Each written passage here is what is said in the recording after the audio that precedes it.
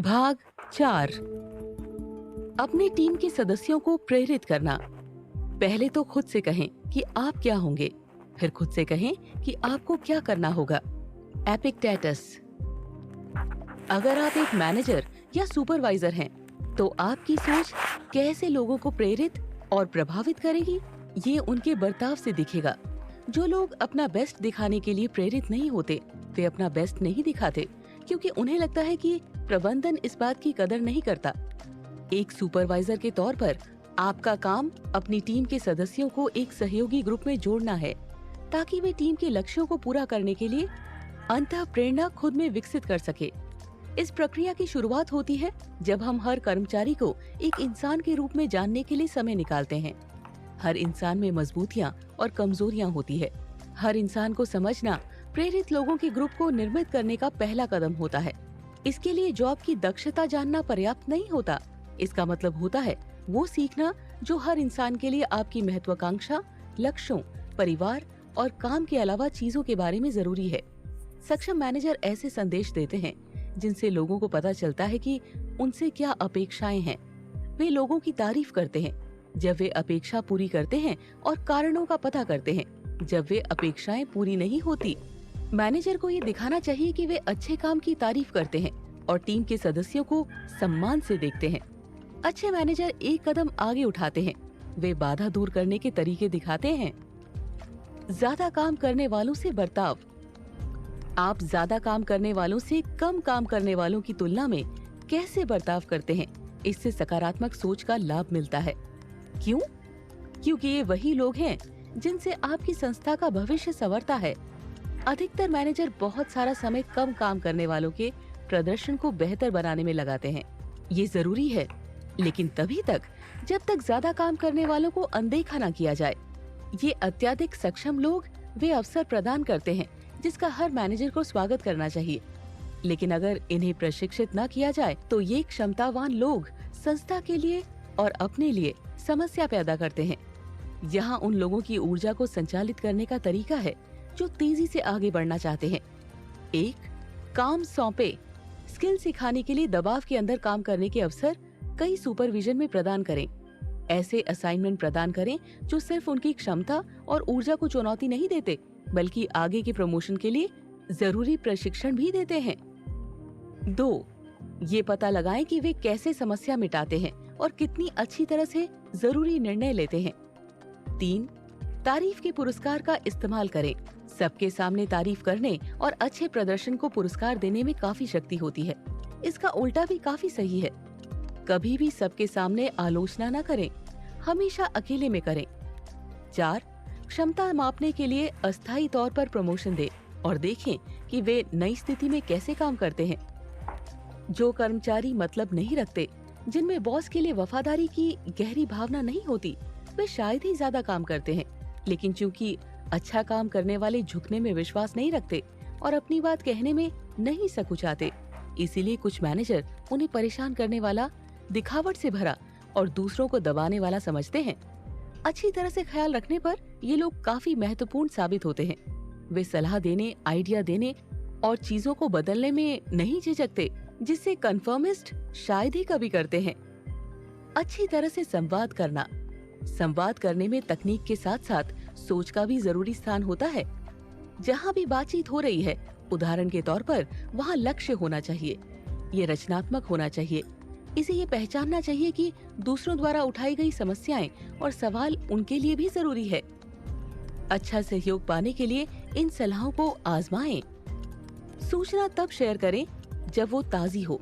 दूसरे शब्दों में, लोगों को जानने दें कि उन्हें जितनी जल्दी हो सके चीजों को जानने का हक है। किसी चीज से पूरा ग्रुप क्या पाना चाहता है, सिर्फ ये नहीं कि आप क्या चाहते हैं, बल्कि दूसरे क्या चाहते हैं, उस चीज पर ध्यान दें। नजरिया शेयर करने में उदार बने। पूछें, क्या आप इसके साथ सहज हैं? आपकी क्या प्रतिक्रिया है? क्या होगा अगर मैंने कहा? शंका होने पर किसी एक्सपर्ट को बुलाने में मत झिझकें। याद रखें, आपको इस बात के पैसे नहीं मिलते कि आप हर चीज की जानकारी खुद ही जुटाएं। और अंत में, हर चीज खुद करने की कोशिश न करें। काम सौंप दें और जरूरी कामों पर नजर डालते रहें। अधिकतर लोग जो एक क्षेत्र में अनुभवी होते हैं वे बहुत ज्यादा बोलते हैं। कम से कम शब्दों का इस्तेमाल करें। अधिक शब्द परेशानी, उबाऊपना और दिलचस्पी का अभाव पैदा करते हैं। बेहतर श्रोता बनना। हमारे लिए संवाद का मतलब बोलना या लिखना होता है। दोनों ही जरूरी है, लेकिन ये पूरा संवाद नहीं बनाते। सुनना, सिर्फ अक्रिय होकर नहीं बल्कि सक्रिय होकर। इससे संवाद के साथ सुनना संभव हो जाता है। आपकी प्रभावशीलता उन कलाओं पर निर्भर करती है जिनसे आप दूसरों को समझते हैं। उस सोच पर निर्भर करती है जो आप सुनते समय रखते हैं और किस लगन से आप सुनते हैं। समय द्वारा जांच किए गए ये 4 कदम आपकी सुनने की क्षमता बढ़ाते हैं। हमें स्पष्ट करने के लिए सुनना चाहिए, दूसरों का अर्थ और मतलब समझने के लिए सुनना चाहिए, समझ दिखाने के लिए सुनना चाहिए, फीडबैक पाने के लिए सुनना चाहिए। सुनना मुश्किल काम है। इसका मतलब सिर्फ कान खुले रखना नहीं होता। मान लीजिए कि टीम का एक सदस्य आपके पास एक समस्या लेकर आता है और मदद मांगता है। पहले तो आप ध्यान से सुनते हैं, लेकिन जल्द ही आपका मन भागने लगता है।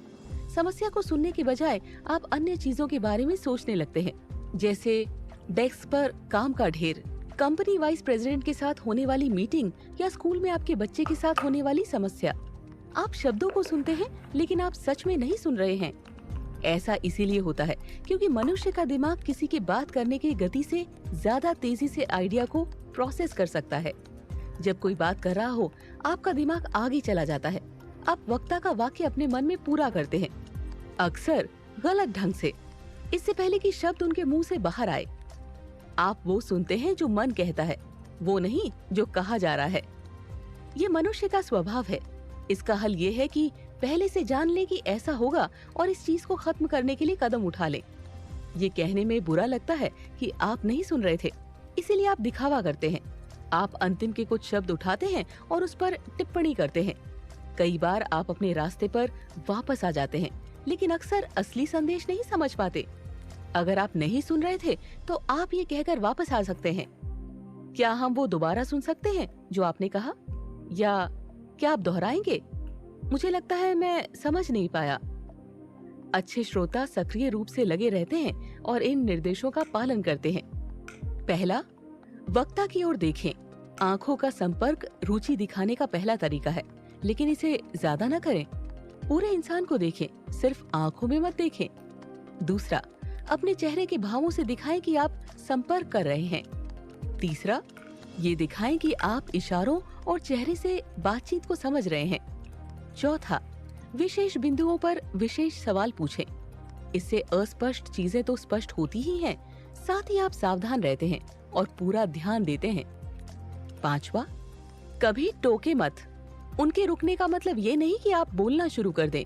प्रतीक्षा करें, हो सकता है उन्हें कुछ और कहना हो। छठा, समझ वाला श्रोता बने। अपने दिमाग के साथ साथ दिल से भी सुने। दूसरे शब्दों में, अपने आप को वक्ता के स्थान पर रखें। आप एक अच्छा श्रोता बन सकते हैं। छोटी सी कोशिश बहुत लाभ पहुंचा सकती है। सही सवाल पूछें।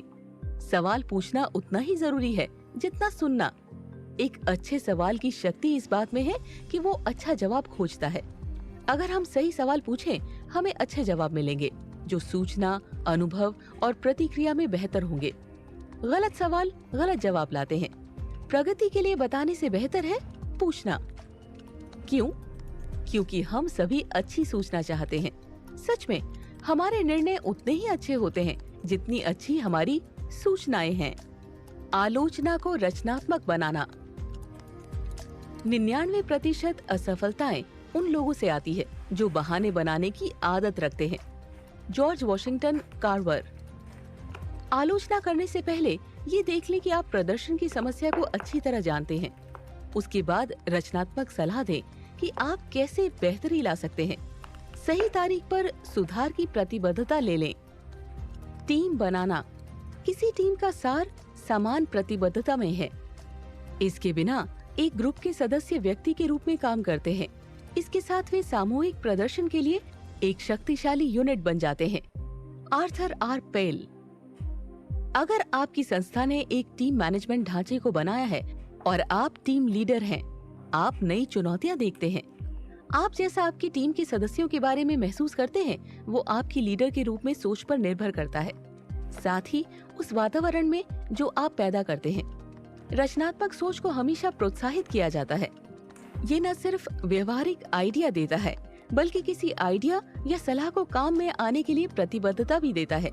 जीतने वाली टीमें उन लोगों से बनती है जो रोजमर्रा के निर्णयों में जुड़े रहते हैं, आने वाले परिणामों को देख सकते हैं और अपने अच्छे प्रदर्शन के लिए पहचाने जाते हैं। निर्णय लेने में प्रत्यक्ष भूमिका बढ़ाने के लिए पहला, अपनी निजी काम के भार को चेक करें। पता करें कि आप कितनी चीजें खुद कर सकते हैं और कितनी चीजों को दूसरों को सौंप सकते हैं। दूसरा, तथ्य और आंकड़े शेयर करें। ध्यान रहे कि जरूरी सूचना उपलब्ध है या जल्दी पाई जा सकती है। तीसरा, श्रेष्ठता पाने का वातावरण बनाएं। कभी भी डराने के तरीकों और धमकियों का इस्तेमाल न करें। तय करें कि कौन कौन से मापदंड लोगों को अपना सही मूल्यांकन करने में मदद करेंगे। आप अपने आप को एक टीम लीडर के रूप में कितना रेटिंग देंगे? आपके हिसाब से कौन से गुण होने जरूरी है? 5000 कर्मचारियों का अध्ययन करने के बाद मिली सूचना के आधार पर पता चला है कि लोग अपने बॉस को कैसे देखते हैं। प्रतिभागियों ने 1 दर्जन से भी ज्यादा बिजनेस और सरकारी एजेंसियों के लिए काम किया। इस सूचना में एक सफल टीम लीडर के लिए जरूरी 3 आवश्यक गुणों को देखा।